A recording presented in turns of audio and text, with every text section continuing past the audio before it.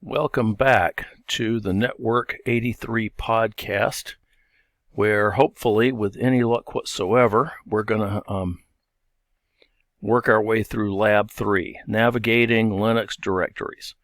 Okay, so we're going to take a look at some of the directory structure and how to manipulate files and create files and all this fun stuff. All right, so here we go. By the by, wanted to remind you guys, I know you probably already know about this, but okay, so if you want to do screenshots, you can just open up the snipping tool, screenshot, and then you can save it locally as a JPEG, which might be the easy way to go. You know, like if you're working your way through a lab and you can just save a series of JPEG images, name it whatever, and so you're going to see, like down through here, number 6, it says display the file type of all files in the /user directory, and so then you're going to screenshot that. Step 9, you're going to insert this poem into your file, and you're going to screenshot that. So all right, let's get on with this lab. All right, so we got to open up Fedora, like always. So we'll go over here to Oracle VirtualBox and double-click on that. Okay, and here's our Fedora VM that we made last week. And so we're going to open up that. We'll go ahead and start our virtual machine. And hopefully it's going to start up and do what we want it to. Okay. I don't know why, but earlier today this computer was really slow, so I rebooted it, and now it seems to be running a little better. Probably had too many windows open.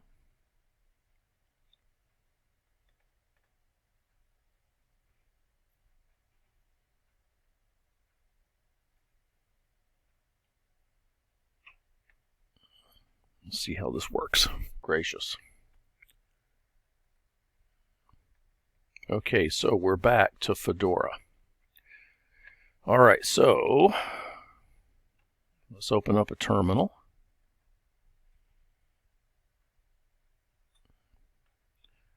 Okay, now, golly, my Fedora keeps defaulting to live user. So first things first, let us change where we are. So I'm going to switch user to JRLee28. Ah, well darn. I guess I don't have a... Oh, I forgot to save it.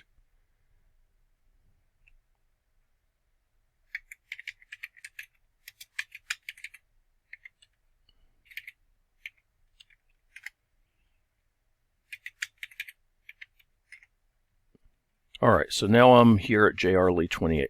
All right, let's take a look at our instructions. Provide the absolute path to your user's document directory. All right, so pwd, print working directory. Okay, so right now I'm still at home live user. So let's see. What I would very much like to do is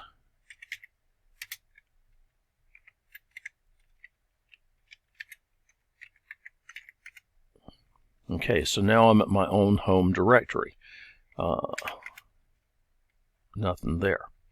All right, so let's see, there should be a document directory here. All right.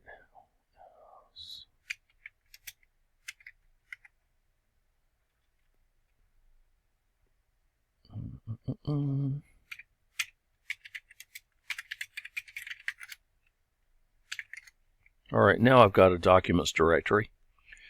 If you don't have one, just make one. Okay, so provide the absolute path to your user's documents directory. So cd, okay, /home/JRLee28/documents. So that's what I'm going to type in here.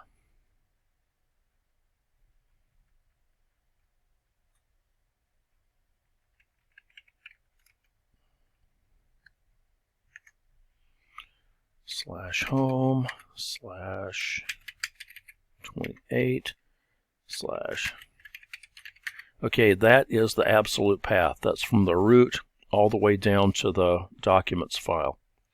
All right, now change the working directory to the root directory and then change back to where we are using just meta characters.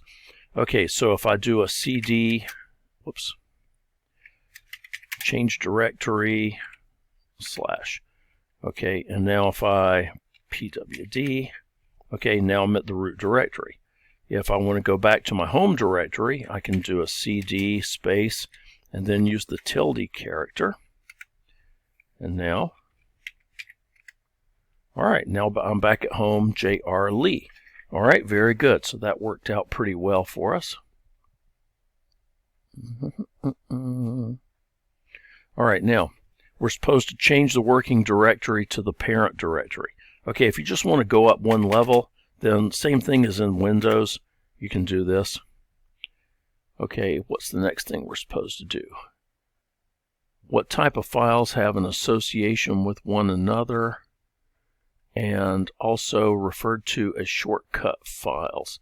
Okay, well, those are called symbolic links and hard links. All right, and because I like my instructor and I want him to have an easy time reading my writing, I'm going to put my stuff in a different color. And red is fine. You know, that's red, blue, anything as long as I can read it. All right, what is the Windows command that is equivalent to the ls command? Directory, dir. You know how in Windows you can type in dir and it shows you a listing of your files?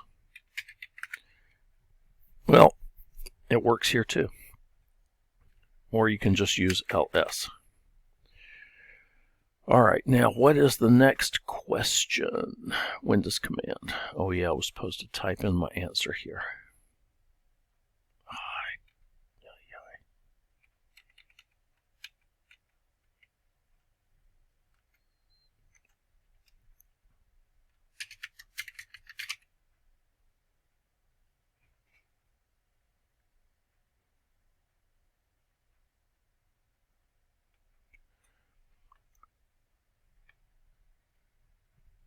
Okay.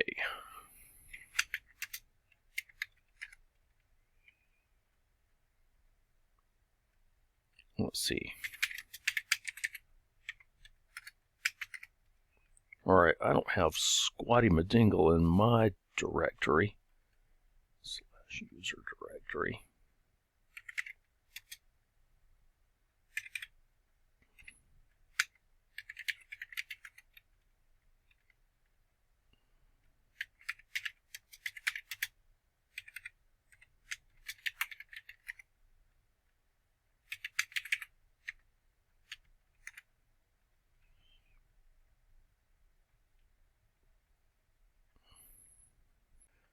All right, so number 6, display the file type of all files in the /user directory. Okay, so we're in the user directory, and file, I think we can just do a star. We might just be able to type in file by itself. Okay, so it looks like these are directories and links. All right, cool.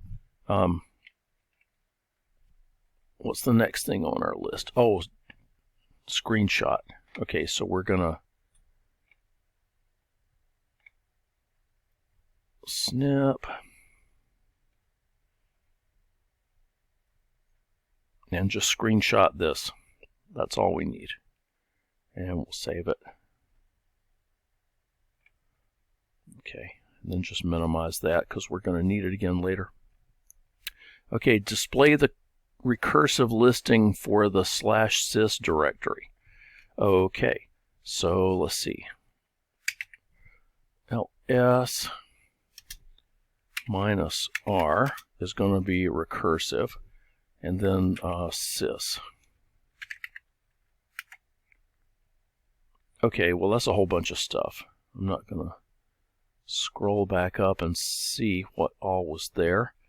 That was a bunch.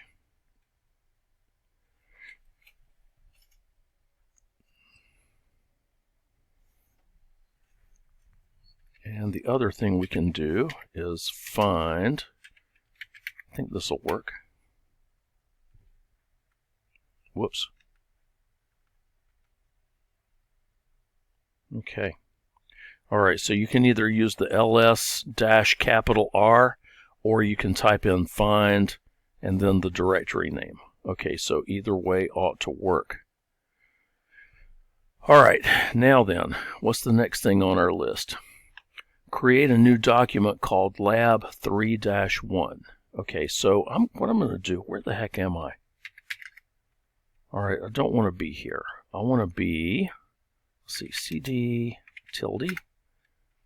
Okay, and pwd, where am I? All right, I'm going to move to my documents directory. Okay, so now I'm in my documents directory and there's nothing here. Okay, it's empty. All right, so what I'm going to do is type in, let's see, vim lab 3-1.txt. Uh-oh, vim command not found. Okay, well, we haven't installed vim yet. Well, shoot. So we're going to have to install vim. So step 8 says create a new document and open it using vim. Okay, so vim is a text editor, the visual text editor. And so in order to run vim, you're going to have to install it first. And the command to install vim looks like this: sudo dnf install vim. And provided that everything's like it's supposed to be, it should give you a bunch of installation messages, and you shouldn't get any errors. And then once you've got that thing installed, where am I? Home. Okay, ls. Okay, cd 28.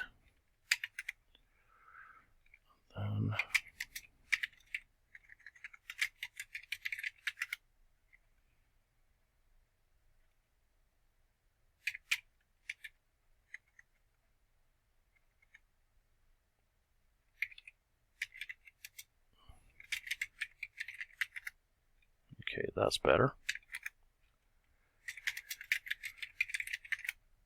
Alrighty, let's see, now that we're in the documents directory, so now that we've got vim installed, we can use it to open this document.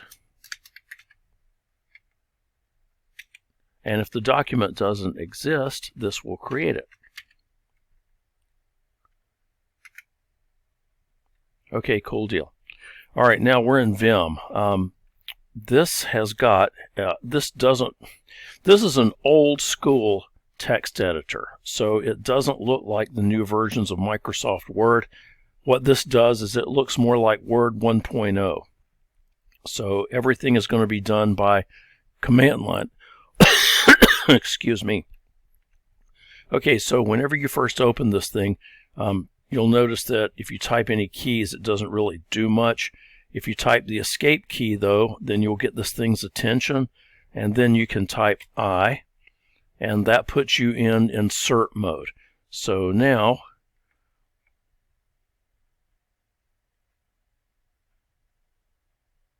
let's see.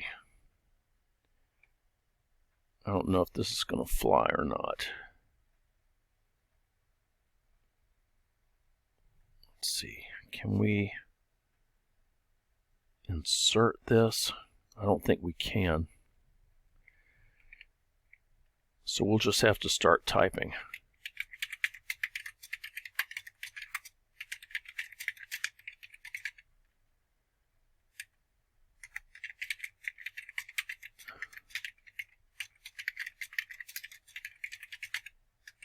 Okay, I'm not going to make you guys watch me type. Okay, it took me a few seconds, but I got that stuff completed. Okay, so we're in insert mode. What I'm going to do is I'm going to type, hit the escape key. All right, and then I'm going to type the colon character. Well, escape, colon. Okay, now that I've got this colon, I'm down here in the command window, and I can use W, Q, and that should save my work. At least I hope so. Okay, now, apparently I did save that file. So the next, my next task is to display the contents on the console. So I'm going to use the cat command, which is concatenate lab3-1.txt. Okay, cool. Oh, I forgot to screenshot. All right, so snipping tool and new screenshot.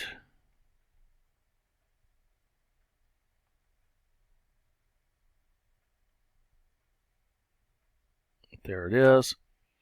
Save it. Okay, save. And then minimize that guy again. Okay, so let's see, we did that. We displayed the contents on the console. Okay, now it says display only the lines that contain the word R. Okay, so we can do that. There's like a little searching routine called grep. And we can tell it what to look for. Look for R in the file, what was it? lab3-1.txt. Okay, so there they are, and it even highlights them in red for us. Okay, all right, so we did that. Okay, next thing, install Emacs. Crud. Okay, so we had so much fun installing Vim, I wound up having to shut down my virtual machine and restart it because it had lost its connection to the network somehow. But it seems to be okay now. All right, so install Emacs. All right, so sudo dnf install Emacs. Well, let's see what happens.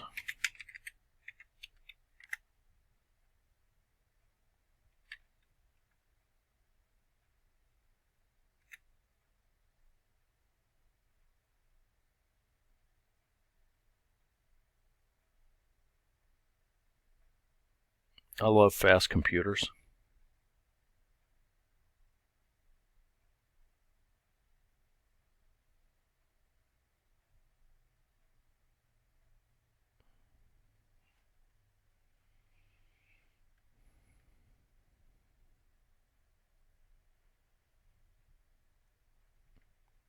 Okay, now we're gonna see, what are we supposed to be doing here? Okay, lab3-2 is going to be the name of our file. So we're going to Emacs lab3-2.txt.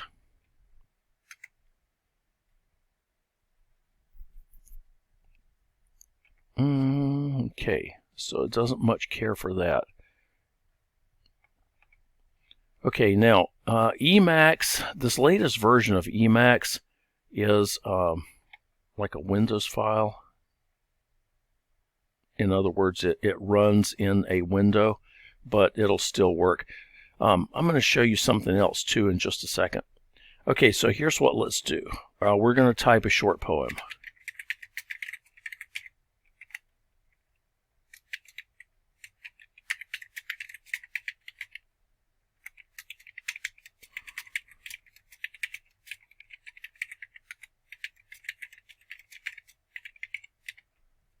I used to love this one in the 5th grade.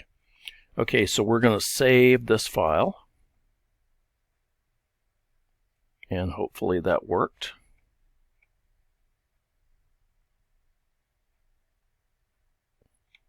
Okay, so ls, okay, cat lab3-2.txt. Okay, so it saved it, no problem.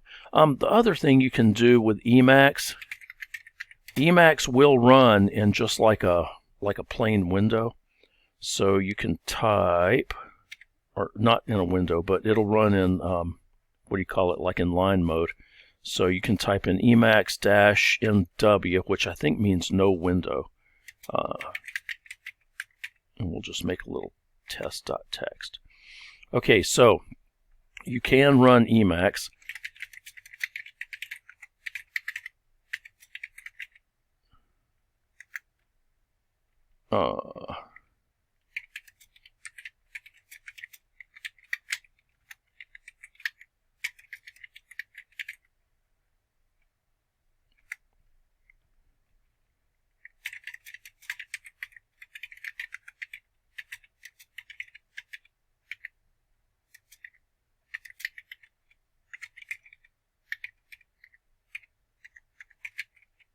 I don't know how to spell either.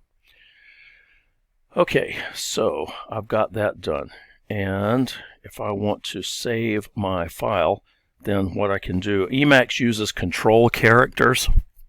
And so what I'm going to do is say Control X and Control C. Yes. Okay. Okay, so that worked. But here's the other thing you can do. Let's see. Go to your activities. Go to your apps. Okay, now we've installed Emacs, and here it is. Okay, so now Emacs can be run as, you can just double click on it like you would in Microsoft Windows. And then you can start a brand new file. Okay, and documents.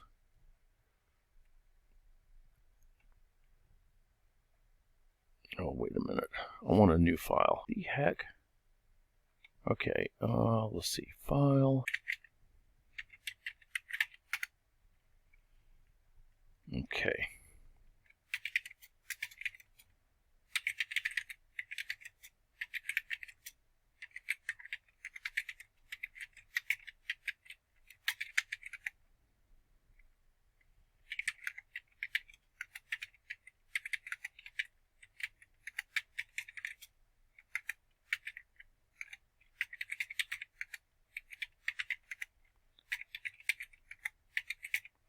Okay, so now I've entered some text.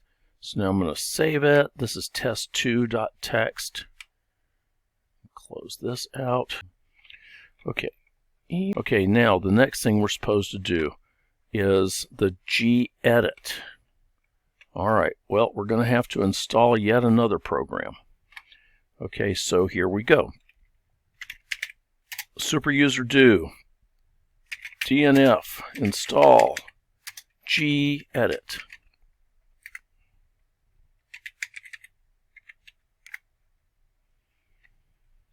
It's okay, yes.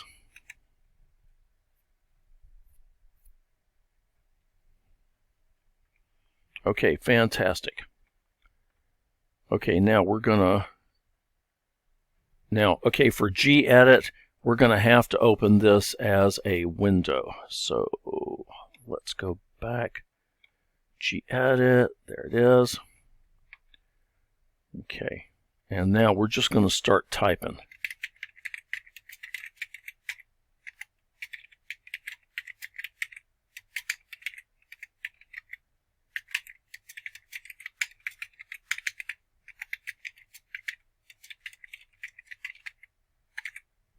Okay, so we've typed a poem, and now we can screenshot that puppy, and now we're going to save it. Lab33.txt. Save.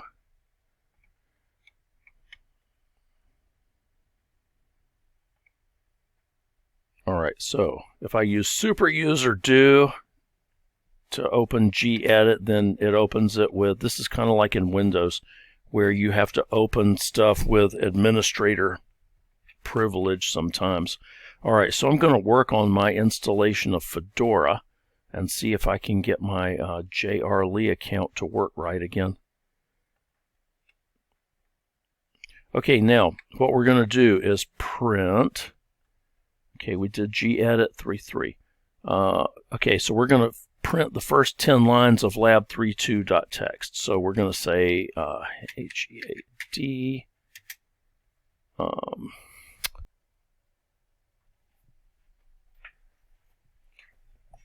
Okay, head minus n 10.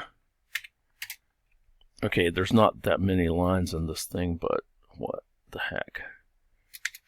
Lab 3-2.txt. Okay, and then we're going to say tail minus n10 lab 3-3.txt.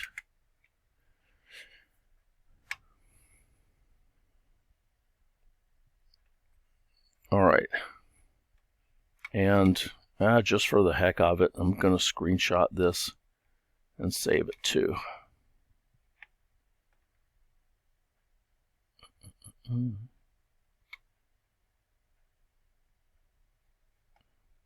All right, so hopefully that's going to help you kind of work your way through this lab number 3, and I'm hoping I didn't just wind up confusing you worse.